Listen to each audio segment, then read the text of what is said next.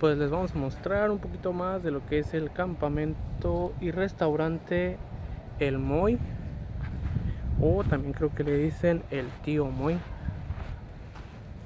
Allá es donde nosotros, donde están las sillas, es donde nos dormimos. Ayer en la noche aquí había gente. Allá de qué lado todavía hay gente, pero no sabría decirle si es lo mismo aquí del Tío Moy, no sé, o del Moy. Entonces, aquella área igual, vamos a subir otra partecita con esa área de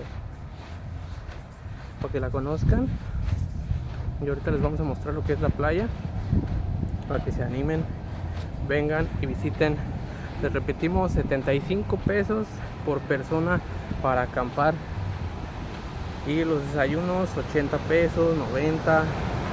Lo más caro era un bistec asado, que eran como 135 pesos.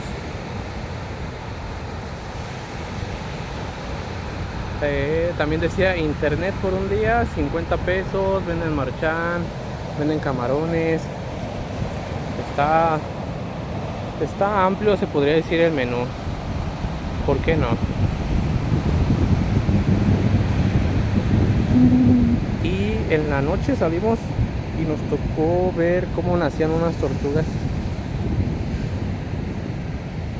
Y nos comenta aquí el buen amigo Moy que la temporada de las tortugas empieza en noviembre y octubre. Así que la mejor fecha para venir para acá sería en esos días.